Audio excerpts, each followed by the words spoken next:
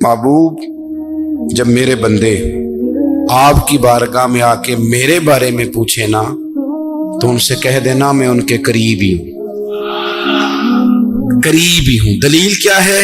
ये जब भी मुझसे दुआ मांगेंगे मैं इनकी दुआओं को कबूल फरमाऊंगा। मैं इनके करीब हूं, मैं इनके करीब हूं। ये जब भी दुआ मांगेंगे ना मैं कबूल करूंगा, मैं इनके करीब हूं। अल्लाह तबारक व तआला के बंदे अल्लाह से मोहब्बत करते, रब की बारगाह में झुकते, उसको अपने दुख सुनाते, उसके प्यारे महबूब सल्लल्लाहु तआला अलैहि वसल्लम का वसीला लेके उसके हुजूर हाजिर हो जाते, पेशानियां सजदों से रोशन होती। हम ना हर चीज के लिए वक्त निकालते हैं, हर चीज के लिए, लेकिन इबादत के लिए वक्त नहीं निकालते। हर शय आबाद है, हर शय। हमारी फेसबुक भी आबाद है, व्हाट्सएप भी आबाद है, हमारे ट्विटर भी आबाद हैं, हमारी हर चीज आबाद है। सबसे कम आबाद हमारा मुसल्ला रह गया है, सबसे कम। वो लोग अब ढूंढने से मिलते हैं जिनकी बगल में मुसल्ला होता था। मेरे भाई, आप कितना को दुनिया के पीछे भागोगे, थका देगी। कितना दौलत के पीछे भागोगे, थका देगी। आप जब अपनी जिंदगी में जमा तफरीक करोगे ना, तो मरते वक्त एहसास होगा कि सारा कुछ तो लोगों के लिए किया, अपने लिए तो कर ही कुछ नहीं सके। और हम इबादत के मामले में बहानेबाजी भी करते हैं। हम कहते हैं ओहो, रिस्क कमाना भी तो इबादत ही है ना, तो मैं हलाल रोजी के लिए जा रहा हूं, ये भी तो इबादत है ना। मेरी तरह के लोग कह देते हैं कि मैं सवेरे उठ के मदरसे में कुछ असबाक देखता हूं, तो ये भी तो इबादत है। मैं बयान करने के लिए मुताला करता हूं, तो ये भी तो इबादत है ना। इतने इतने लंबे सफर करके मुल्क में दुनिया में घूमता हूं, तो ये भी तो मैं इबादत ही कर रहा हूं। अब स्पेशल नफलों के लिए वक्त किस तरह निकले, स्पेशल करके तस्बीह में कैसे चलाऊं, मैं सारा कुछ हम बहाने बना लेते हैं ना। मेरा सवाल ये है कि ये सारी बातें सहाबा को, नबी करीम को, दीगर लोगों को भी तो पता थी ना। लेकिन आप गौर तो करें, 23 साल हुजूर को वक्त मिला, मुख्तसर वक्त ज़ाहिरन तबलीग करने के लिए। पूरी दुनिया में दीन भी फैलाना है। घर में 11 अज़वाज है, 4 बेटियां हैं, उनकी औलादें, सारे कामकाज भी देखने। लेकिन सैयदा तैयबा ताहिरा हजरत आयशा सिद्दीका रज़ी अल्लाह ताला अन्हा फरमाती हैं, सारा दिन तबलीग करते, हर गुलाम के दुख सुनते, घर में आते तो अपने घर वालों का ख्याल करते, काम में हमारा हाथ बटाते। कुर्बान जाऊं, कहती हैं जमाना सारा सो जाता, लेकिन आमना के लाल मुसल्ला बिछा लेते। दुनिया सो गई, सारी सब सो गए। जो खुदाम थे, वो जो गुलाम थे, वो सो गए। सही मुस्लिम में लफ्ज मिलेंगे, सैयदा पाक फरमाती हैं, ओ मेरे नबी के गुलामों, मैंने ये रंग भी देखा है कि हुजूर ने इतना खड़े रहे, इतना क़याम किया, इतना क़याम किया कि मुकद्दस पैरों में वरम आ गए, सूज गए पैर। इतने बड़े दिल पे हाथ रख के नहीं बता सकता कि मेरे कभी नमाज में पैर सूज गए, कोई नहीं बता सकता। बच्चों की रोटी कमाते थक गए, बात अलग है। हम सैर करने गए तो थक गए, बात अलग है। लेकिन इबादत में ये भी तो मुस्लिम शरीफ है ना, ये भी तो दीन है ना, ये भी तो हुजूर की सुन्नत है, ये भी तो वो चीज है जो करीम की आंखों की ठंडक है। सैयदा फरमाती है पैरों में वरम आ गए, और सारी रात ही हुजूर ने नमाज पढ़ी और एक ही आयत बार बार दोहराई। मस्जिद नबी में बिलाल हबशी ने फजर की अजान दे दी और हुजूर अभी मुसल्ले पे थे। करीम फारिग हुए, मैंने अर्ज की, या रसूल अल्लाह सल्लल्लाहु अलैहि वसल्लम, आपके तो सदके अल्लाह अगले पिछलों के गुनाह माफ करेगा, तो आप इतनी आगोजारी क्यों फरमाते हैं? आप तो शफी हैं, आप तो अंबिया के इमाम हैं। तो हुजूर ने फरमाया, आयशा तुमने गिनवाया है ना मेरे अल्लाह की मुझ पर कितनी रहमत है। अफला अकूना अब्दन शुकूरा, फरमाया अगर उसने इतनी नेमतें दी हैं तो क्या मैं उसका शुक्रगुजार बंदा ना बनूं? मैं शुक्रगुजार बंदा ना बनूं उसका? फिर अगर इतनी नेमतें उसने दी हैं, मुझे इतना नवाजा है, तो फिर मैं उसके सामने सजदे ना करूं? ओ मेरे भाई, बड़े काबिल फख्र लोग हैं हम कि हम नबी पाक के गुलाम हैं। ہم قابل فخر ہیں کہ نبی کریم کے غلام ہیں. کیا کبھی اس غلامی کے شکرانے میں بھی 2 نفل پڑھے ہیں کہ یا اللہ تیرا شکر ہے تو نے ہمیں حضور کا غلام بنایا ہے. یاد رکھیں کہ اپنی روحانی زندگی کو آباد کریں, استغفار پڑھیں, تسبیحات کریں. حضرت عبداللہ ابن عمر رضی اللہ تعالیٰ عنہ حضرت عمر کے صاحبزادے, مکہ مکرمہ میں ان کی قبر ہے. میں نے جب انہیں پڑھا تو مجھے ان سے بڑا پیار ہو گیا, لیکن آپ کو پتہ ہے وہاں جا کے کسی شخص کا مزار تلاش کرنا یا پوچھنا ایک مشکل کام ہوتا ہے. تو ایک دفعہ میں مکہ شریف میں حاضر تھا, تو ایک گاڑی والا ڈرائیور مجھے کہنے لگا کہ مولانا میں آپ کو جانتا ہوں, مجھے آپ سے محبت ہے, ایک بات بتاؤں آپ کو. میں نے کہا بتاؤ. کہنے لگے حضرت عبداللہ ابن عمر کی قبر دیکھنی ہے. میں نے کہا یہ تو نہیں کہہ رہا, یہ کسی نے بندوبست کرایا ہے, یہ اللہ نے تیرے دل میں بات ڈالی ہے, یہ ہو گیا تو لے چل مجھے. حضرت عبداللہ ابن عمر کو نبی پاک نے فرمایا تھا راجل صالح, یہ نیک بندہ ہے, یہ متقی آدمی.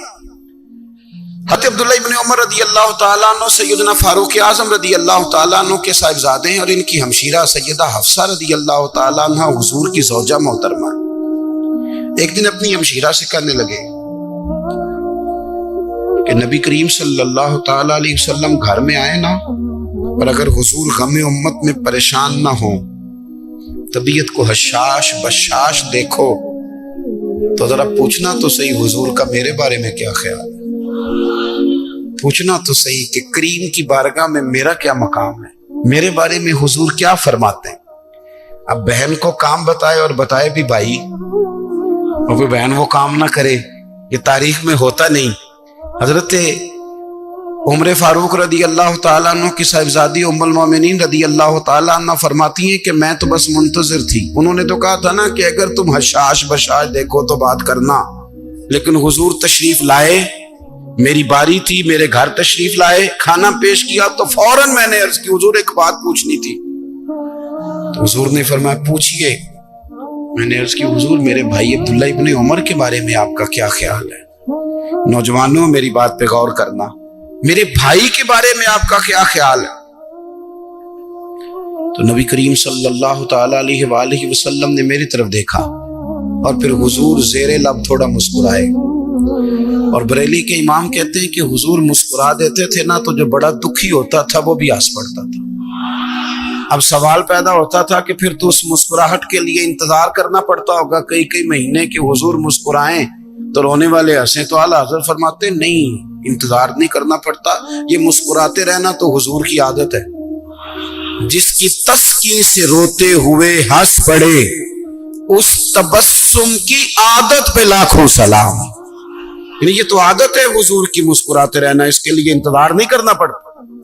بھائیو آپ خیال رکھیں گے, غور کریں گے.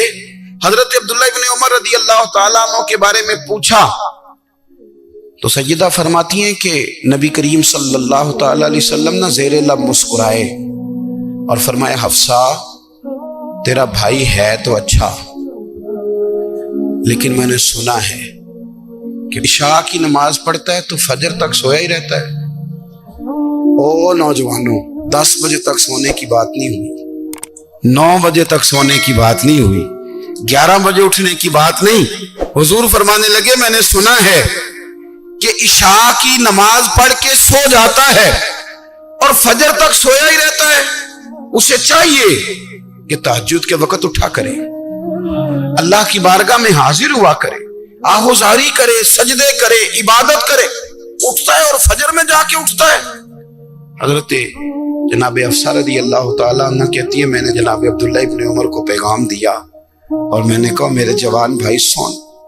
نبی پاک نے فرمایا ہے تو اچھا, پر تہجد میں نہیں اٹھتا, نفل نہیں پڑھتا. او میری ملت کے جوانوں, مزہ نہیں آ جاتا جب ساری دنیا سوئی ہو, ساری دنیا, اور بستر بھی گرم ہو اور نیند بھی پورا غلبہ کر رہی ہو, اور اچانک گھنٹی بجے دماغ میں, آنکھ کھلے, گھڑی پہ نظر پڑے, 3:30 4 بجے کا پیغام گھڑی بتائے, اور کوئی چڑھتی جوانی والا اٹھ کے وضو کرے, اور جب وہ مصلی کھول کے بچھائے تو مدینے والے محبوب کہتے ہیں کہ ہر نماز پہ رب ثواب دیتا ہے، اور جو اٹھ کے تہجد کی نماز پڑھے اسے دیکھ کے تو رب مسکراتا ہے، جو اس کی شان کے لائق ہے، جو اس کی شان کے لائق، وہ مسکراتا ہے، خوش ہوتا ہے کہ میرا بندہ تہجد میں اٹھ گیا، وہ مسکراتا ہے۔ کاش ہماری صبحیں کبھی اپنے مالک کے نام ہو جائیں، کاش کہ صبح حضرت ابو الحسن رحمت اللہ تعالیٰ علیہ حضرت معاذ ابن جبل رضی اللہ تعالیٰ عنہ کے پاس بیٹھا کرتے تھے، فرماتے ہیں ان سے جو پیار بڑھا تو پھر میرا مصلی سے بھی بڑھ گیا۔ تابعی ہیں، فرماتے ہیں صحابی رسول سے محبت ہوئی تو ذکر سے بھی ہو گئی، پھر درود شریف سے بھی ہو گئی، محبت ان سے بڑھی تو پھر اللہ نے مسجد کا پیار بھی بڑھا دیا۔ آپ فرماتے ہیں کہ میری ہر وقت طبیعت چاہتی تھی کہ بس اللہ اللہ کروں، بس اللہ اللہ کروں، بس نہ میں ذرا تھوڑی جان چھڑاؤں لوگوں سے، کو 10 منٹ ملے تو میں کچھ 4 نفل پڑھ لوں، میں تھوڑا سا نہ بچوں لوگوں سے، اور مجھے تسبیح ملے تو میں نہ کچھ 400-500 دفعہ استغفار پڑھوں، سبحان اللہ، الحمدللہ، اللہ اکبر، لا حول ولا قوت الا باللہ، میں نہ تسبیحات پڑھوں۔ فرماتے ہیں کہ بچے تھے گھر میں 6-7، غربت تھی، کام ملتا کوئی نہیں تھا، اور میں کام چور نہیں تھا، کام ڈھونڈتا تھا، پر اللہ کی قدرت کے کام نہیں ملتا تھا۔ فرماتے ہیں کہ میں نے ایک دن اپنی اہلیہ سے کہا کہ آج میں پھر جاتا ہوں کام ڈھونڈنے، تو میری بیوی بڑی فرما بردار تھی، پر اس دن نہ غربت کے ہاتھوں تنگ آ کے کہنے لگی آج نانا کوئی تو چیز لے کے آیا، تو مجھ سے بچوں کی بھوک نہیں دیکھی جاتی، یہ سب روگاں دا روگ محمد جس دا نام غریبی، کنڈ بلا کے لنگ جاندے نہیں دوست یار قریبی، آج نہ کچھ لے کے آیا تو میں بچے لے کے چلی جاؤں گی۔ شیخ فرماتے ہیں کہ میں بڑا پریشان گھر سے نکلا، پر میں نے صبح سے لے کے زور تک کام ڈھونڈا، کام ملا کوئی نہیں، تو میرے دل میں خیال آیا چلو کام نہیں ملتا تو اللہ اللہ تو کرے نا، چلو بندوں کی مزدوری نہیں ملتی تو رب کریم کی عبادت ہی کرتے ہیں۔ فرماتے ہیں کہ میں نے نا فرات کے پانی سے وضو کیا، نہر کے، شدید دھوپ تھی، ساتھ ریت تھی اور ریت تپ رہی تھی، میں نے اپنا رومال وہیں مصلی کے طور پر بچھا لیا، اور فرماتے ہیں کہ زور سے لے کر عصر تک نماز پڑھی، دھوپ بھی پورے زور پہ، پر میرے سجدے کا ذوق بھی پورے زور پہ۔ فرماتے ہیں سورج بھی چمک رہا ہے اور رب کی عبادت کا ذوق بھی پورے زور پہ، میں سجدہ کروں تو پھر میرا اٹھانے کو جی نہ چاہے۔ میرے استاد لکھا کرتے تھے، یہ ان کا شعر ہے، وہ کہا کرتے تھے مجھے سوز دے، مجھے ساز دے، اور مجھے نیم شب کا نیاز دے، دم سجدہ خود کو میں توڑ دوں، مجھے ایسا ذوق نماز دے، اور میں تیری بہار کا پھول ہوں، میں کھلا بھی ہوں تو تیرے لیے، مجھے میری شاخ سے توڑ لے، مجھے اپنی زلف کا ناز دے۔ بھائی فرماتے ہیں کہ عصر تک میں نے نفل پڑھے، دل ڈھلنے لگا، عصر کی نماز پڑھی اور میں وہاں سے چلا۔ اب میں جب نکلنے لگا تو دل میں خیال آیا کہ چھوٹی چھوٹی دیواریں ہیں گھر کی، بغیر کچھ لیے جاؤں گا تو بیوی دور سے دیکھے گی تو شور کرے گی کہ پھر خالی ہاتھ آ گیا ہے۔ کہتے میں نے اپنی اسی رومال میں جس پہ میں نے نماز پڑھی تھی نا، رومال میں کی آخی دے پنجابی جسافہ، کہتے ہیں اسی میں نا میں نے کچھ ریت بھر لی کہ وہ دور سے دیکھے گی تو سمجھے گی کچھ لے کے آیا ہے، چلو جا کے اسے بتا دوں گا کہ آج پھر مزدوری نہیں ملی۔ کہتے ہیں وہ ریت لے کر جب میں گھر میں گیا تو پہلے بیوی دروازے پہ کھڑی ہوتی تھی، پوچھتی تھی خالی ہاتھ آ گئے ہو؟ آج میں نے دیکھا تو ہے ہی کوئی نہیں۔ فرماتے ہیں میں اندر داخل ہوا، سلام لیے، کونے میں نے وہ رومال رکھ دیا اور میں نے آواز دی کہ بھلی مانس کہاں ہو؟ تو وہ کہنے لگی آپ منہ ہاتھ دھو لیں، میں روٹی لے کے آئی۔ میں نے کہا روٹی کہاں سے آ گئی؟ یہاں تو کئی دنوں کے فاقے، تو کئی دنوں کی غربت ہے، یہاں تو اس گھر میں تو فقیری ہے۔ فرماتے ہیں کہ وہ روٹی لے کے آئی اور اس وقت کی جو موجودہ نعمتیں تھی، سمجھ لیں سلاد، اچار، ہر چیز ساتھ لائی۔ میں نے کہا کہ بچے کہاں گئے؟ کہنے لگی وہ کھانا کھا کے کھیلنے گئے، آپ کھانا کھا لیں آ جاتے۔ کھانا اس نے چن دیا۔ میں نے حیرت انگیز لہجے میں ساری نعمتیں اپنے دسترخوان پہ دیکھ کر کے بیوی سے پوچھا یہ کہاں سے آیا کھانا؟ بچوں کو تو نے کہاں سے کھانا کھلایا؟ یہ سارا کچھ کیسا ہے؟ کہنے لگی پتہ نہیں آج آپ کس کریم کی مزدوری کرنے چلے گئے تھے، پتہ نہیں کس کریم کی، میرے گھر میں تو اتنی نعمتیں آئی ہیں کہ مجھ سے سنبھالی نہیں جا رہی، اتنا اناج ہے، اتنا گندم ہے، کس کریم کے دروازے آج چلے گئے تھے؟ یہ کہتے کہتے وہ اٹھی اور اٹھ کر کے کہنے لگی پہلے ہی بڑا کچھ آیا تھا، اب کیا لے آئے ہو؟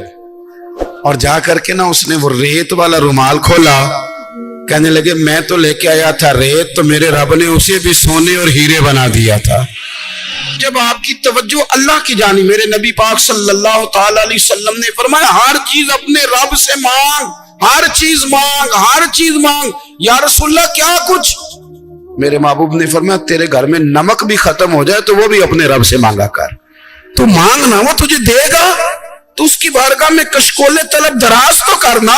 اور ترمذی شریف میں عجیب لفظ ہے، رسول کائنات نے فرمایا، رب کریم فرماتا ہے جب میرا بندہ ہاتھ اٹھاتا ہے نا تو مجھے حیا آتی ہے کہ میں خالی کیسے لوٹا دوں اس کے۔ اتنے بڑے بادشاہ کی بارگاہ میں دعا کی بڑی طاقت ہے۔ میرے نبی پاک نے فرمایا دعا مومن کا ہتھیار ہے، دعا مومن کا، دعا مومن کا۔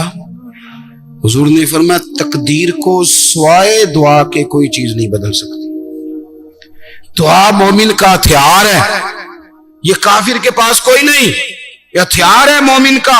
اللہ کرے آپ کو سمجھ آئے، پھر سنیں، کئی بار کہہ چکا ہوں، یہ ہتھیار ہے۔ کافر کے مقابلے میں جو تیرے پاس سب سے بڑا ہتھیار ہے وہ دعا ہے۔ دعائیں کرانی چھوڑ دی، کرنی چھوڑ دی، لینی چھوڑ دی۔ حضرت سیدنا انس بن مالک رضی اللہ تعالیٰ عنہ فرمایا کرتے تھے میں نے وہ رنگ دیکھا ہے جب حضور دعا مانگتے تھے اور حضور کی مقدس آنکھوں میں آنسو بھی ساتھ ہی بہا کرتے تھے، میں نے وہ انداز دیکھا ہے۔ بھائی اپنا مصلی کا، عبادت کا، وظائف کا، اللہ اللہ کا سلسلہ اس کو مضبوط کرے، اپنی دعاؤں کے تعلق کو مضبوط کرے۔ دعائیں بڑے انقلاب برپا کر دیتی ہیں۔ ہم تھوڑے تھوڑے نا جب سے خشک ہوئے ہیں نا، خشک، اور میری تو جماعت ہی صوفیاء کی جماعت تھی، ہم تو داتا علی اجمیری کی جماعت سے، ہم تو خواجہ اجمیری کی جماعت سے، ہم تو شیخ احمد فاروق سرہندی کی جماعت سے، ہم تو صوفیاء کی جماعت۔ ہماری جماعت نے بھی وہ تعلق جو ہمارے بزرگوں نے بنایا تھا۔ بزرگ اللہ کے قریب کیسے جاتا ہے؟ تو ہمارے یہاں نا بہت سارے لوگ کہتے ہیں جی نظر ہو گئی تو کام ہو گیا۔ بھائی جو بخاری مسلم میں طریقہ ہے نا اللہ کا قرب پانے کا، وہ تو نفل ہے۔ نبی کریم علیہ السلام نے فرمایا بندہ نفلوں کے ذریعے رب کے قریب جاتا ہے، اور اتنا قریب جاتا ہے کہ پھر اللہ اس کی زبان بن جاتا ہے۔ حضور صلی اللہ تعالی علیہ وسلم نے بات کو نا 2 جملوں میں بند کر دیا، فرمایا جنت میں رب نے تمہارے لیے وہ نعمتیں تیار کی ہیں نہ کسی آنکھ نے دیکھی، نہ کسی کان نے سنی، نہ کسی دل میں کبھی خیال بھی گزرا ہوگا کہ رب یہ بھی عطا کرے گا۔ لیکن حضور کیا فرماتے ہیں؟ نبی پاک صلی اللہ علیہ وسلم فرماتے ہیں جنتی بھی ایک بات پہ حسرت کریں گے، حالانکہ وہاں کوئی کمی نہیں، کوئی کمزوری نہیں، پر جنتی بھی حسرت کریں گے، کہیں گے ہائے کاش، حسرت کریں گے۔ یا رسول اللہ کس بات پر؟ تو حضور فرمانے لگے وہ وقت جو دنیا میں ان سے ضائع ہو گیا، خدا کا ذکر نہیں کر سکے، درود نہیں پڑھ سکے، جو وقت ضائع ہو گیا اس وقت پر جنتی بھی جنت میں جا کے حسرت کریں گے کہ یار یہ کیوں ضائع کیا۔ دیکھیں دنیا میں نا سب سے بندہ سمجھدار وہ ہے جسے اپنا وقت مینج کرنا ہو۔ ہم کیا کرتے ہیں، ایک چیز کو گلے لگا کے باقی کاموں سے بھی رہ جاتے ہیں۔ آج کل مجھے کاروباری ٹینشن ہے لہذا نمازیں بھی گئیں، آج کل مجھے کاروباری ٹینشن ہے لہذا ابا جی کی خدمت بھی گئی، آج کل مجھے کاروباری ٹینشن ہے لہذا حقوق العباد بھی گئے، چونکہ کاروباری ٹینشن ہے تو لہذا کسی سے ہنس کے مسکرا کے بات کرنے والی جو نیکی تھی وہ بھی گئی۔ ایک ٹینشن آئی ہے نا تو آپ نے سارا کچھ اسی کھاتے لگا دیا ہے، وہ تو آتی رہے گی۔ نبی پاک صلی اللہ علیہ وسلم نے 23 سالوں میں انقلاب برپا کیا۔ آپ دیکھ لیں کون سا ایسا موقع ہے جہاں سکون سے کسی نے بیٹھنے دیا؟ کبھی کافر بدر میں آ گئے، کبھی احد میں آ گئے، کہیں خندق میں آ گئے، کہیں خیبر میں آ گئے۔ وہ معاملہ اپنی جگہ پہ تھا تو یہاں مدینے میں یہودیوں کی سازشیں شروع ہو گئیں۔ وہ اپنے مقام پر ایک معاملہ تھا تو منافقین اندر تھے، وہ الگ سے عبداللہ بن ابی سلول کا گروپ الگ سے سازشیں کرتا تھا۔ پر ان ساری پریشانیوں کے باوجود اور جو نجی اور ذاتی دکھ تھے وہ بھی اپنی جگہ پہ قائم۔ کبھی حضرت ختیجہ وصال کر گئی، کبھی حضور کی بڑی شہزادی کا وصال ہو گیا، حضور بدر کی فتح کر کے آ رہے تھے تو حضرت عثمان غنی نبی پاک کی شہزادی کو دفن کر کے آ رہے تھے، تدفین ہو رہی تھی۔ یہ سارے نظام دکھ بھی ساتھ رہے، پر ان سارے کاموں کے باوجود رسول پاک تہجد بھی وقت پہ پڑھتے رہے، صحابہ کو قرآن بھی وقت پہ سکھاتے رہے، رسول پاک صلی اللہ تعالیٰ علیہ وآلہ وسلم لوگوں سے مسکرا کے بھی وقت پہ ملتے رہے، حسنین کو کندھوں پہ بٹھا کے وہ والا معاملہ بھی وقت پہ کرتے رہے۔ سارے کام ساتھ ساتھ ہوتے ہیں۔ ہم نے ایک دو چیز کو وہ جی یہ نہیں صحیح ہو رہا لہذا سارا کچھ ہی خراب ہے۔ آپ ہمارا وقت ضائع ہو رہا بھائی، اور تیزی سے ضائع ہو رہا۔ ہم بڑے قیمتی ہیں، اپنے آپ کو قیمتی سمجھیں۔ آپ دیکھیں نا، ہمارے صوفیاء کہتے ہیں کہ وہ بار کچھ پہچاننا، اللہ کی معرفت حاصل کرنا، آگے بڑھنا، یہ تو دور کی باتیں۔ سب سے پہلا کام یہ ہے کہ من عرف نفسہ، اپنے آپ کو تو پہچاننا۔ یہ جو ہمارا طبقہ نوجوانوں کا ہے اور ہمارے وہ لوگ جو ابھی اپنی عادات کو پکا رہے ہیں، وہ اپنے معاملات کو تھوڑا سا مینج کر کے چلیں۔ اگر آپ سارا دن فارغ رہیں گے تو کچھ نفس کی لذات بڑھ جائیں گی، چیزوں کو مینج نہیں کریں گے تو جو لوگ گھر میں سارا دن لیٹے رہتے ہیں ان کی فرمائشیں بھی بڑھ جاتی ہیں۔ کبھی ان کا صبح کے ناشتے میں پائے کھانے کو دل کر آتا ہے، دوپہر میں کچھ فارغ ہیں تو وہ کہتے ہیں پکوڑے نکل آئیں تو تب بھی ذرا اچھا ہی رہے گا، پھر وہ تھوڑی دیر کے بعد یہ بھی فرمائش کرتے ہیں کہ شام کا وقت ہے تو چلو میٹھے میں بھی کوئی دو ایک ڈشیں بن جائیں تو اچھا ہوتا تھا۔ تو یہ مصروفیت پھر انہیں نا اگلے کچھ مہینوں میں ڈاکٹر کے پاس لے جاتی ہے، یہ والی مصروفیات۔ چونکہ آپ نے چیزوں کو مینج نہیں کیا، وقت کا تعین نہیں کیا۔ جو لوگ پابندی سے فجر کی نماز پڑھنے کے عادی ہوں، پابندی سے، وہ ذہن بنا لیں کہ آپ 2-3 دن اگر آپ نے پابندی سے الارم لگایا نا کہ مجھے 3:45 اٹھنا ہے، تو میرا خیال ہے کہ 3 یا 4 دن الارم بجے گا، 5ویں دن آپ خود بخود جاگ جائیں گے۔ اور فجر کے بعد جب آپ واک کر کے لوٹیں اور پھر آپ کا خیال ہو کہ میں نے کچھ تلاوت بھی کرنی، آپ کا تعین ہو وقت کا، اور یہ رواج آپ کی وجہ سے بچوں میں منتقل ہوگا، آپ کی وجہ سے۔ ہمارے استاد فرمایا کرتے تھے میرا پاس چلے ہو تو میں طالب علموں کو ہفتے میں ایک چھٹی نہ دوں۔ لوگ ذرا تھوڑے سے پریشان ہوتے ہیں کہ بھائی استاد جی مطلب کہتے ہیں کہ ہفتے بعد بھی چھٹی نہ ہو، حالانکہ چھٹی تو ہونی چاہیے۔ وہ کیا فرماتے تھے؟ وہ کہتے تھے جس دن چھٹی ہوتی ہے شیڈول خراب ہو جاتا ہے، بچوں کا اگلے دن بھی مدرسے آنے کو دل نہیں کرتا۔ اور یہ بات ہم نے بعد میں دیکھی، اس کا تجربہ کیا کہ روٹین میں جو نظام چل رہا ہوتا ہے اس میں جب ایک دن کی بھی آپ بریک لگاتے ہیں تو اس سے اگلے دن کا ماحول خراب ہوتا ہے۔ دیکھیں کچھ لوگوں کے پاس دولت ہوتی ہے، کچھ کے پاس نہیں ہوتی، کچھ کے پاس اللہ تبارک و تعالیٰ کی دی ہوئی وسعت ہوتی ہے، کچھ کے پاس نہیں ہوتی۔ وقت ایک ایسی نعمت ہے جو اللہ نے سب کو عطا کی ہے، اگر اس کو ہمیں مینج کرنا آ جائے، طے کرنا آ جائے، تو ہم نے ایسے لوگوں کو دیکھا جنہوں نے بڑے بڑے کارنامے سر انجام دیے۔ حضرت عمر بن عبدالعزیز رحمۃ اللہ علیہ کی عمر 39 سال ہوئی ہے، پوری 40 سال نہیں۔ ہمارے ہاں 39 سال کا ابھی نوجوان ہوتا ہے، ہاں وہ بابا کہیں تو ناراض ہو جاتا ہے۔ 39 سال عمر، 39 سال عمر مبارک تھی جس میں انہوں نے روز 5 سپارے قرآن پاک بھی پڑھ لیا، کئی لاکھ بار درود شریف بھی پڑھ لیا۔ انہوں نے اپنے پورے عہد حکومت میں بڑے بڑے سرائے قائم کیے، بڑی بڑی مساجد بنائیں۔ جو پچھلے بادشاہ ان سے پہلے گزرنے والے عدل نہیں کرتے تھے وہ ساری خرابیاں دور کر کے انہوں نے عدل بھی کر دیا۔ ان 39 سالوں میں یہ وہ حسین شخص ہے پھر اس نے اتنا کام کیا کہ اسے رسول پاک کی بارگاہ سے سلام بھی آیا۔